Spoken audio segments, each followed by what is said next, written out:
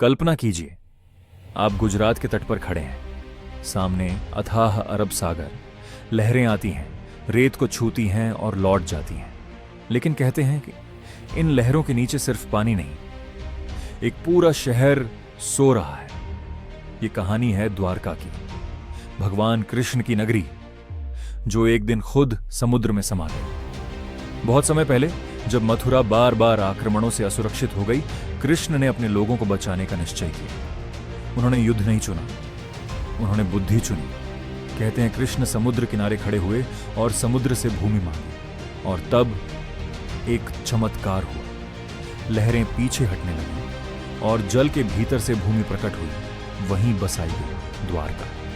यह साधारण नगर नहीं था, सीधी चौड़ी सड़कें, 7 विशाल द्वार, सोने चांदी से सजे महल, व्यापार से भरा बंदरगाह और रात में दीपों से जगमगाता आकाश। लोग कहते थे यह धरती पर स्वर्ग है। लेकिन हर स्वर्णिम युग का अंत होता है। महाभारत का युद्ध हुआ, कौरव नष्ट हुए, पांडव विजयी हुए, पर असली विनाश अभी बाकी था। युद्ध के बाद यदुवंश में घमंड और क्रोध बढ़ने लगा। एक दिन उत्सव के बीच विवाद शुरू हुआ। विवाद युद्ध में बदल गया और भाई ने भाई का वध कर दिया। कृष्ण यह सब देखते रहे। उन्हें समझ आ गया अब समय पूरा हो चुका है। वे समुद्र किनारे गए, ध्यान में बैठे, और उसी दिन उन्होंने देह त्याग दी। उसी क्षण प्रकृति बदल गई। समुद्र बेचैन हो उठा, लहरें ऊंची होने लगी, पक्षी आकाश में भागने लगे, धरती कांप उठी। लोगों ने भागना चाहा, लेकिन समय निकल चुका था।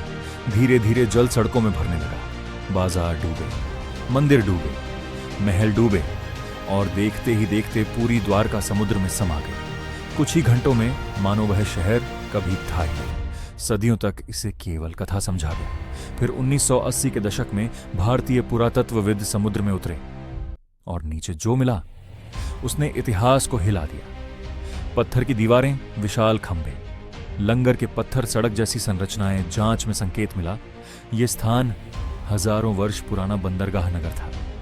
तो क्या यह सच में कृष्ण की द्वारका है, या एक प्राचीन सभ्यता जिसे बाद में कथा बना दिया गया?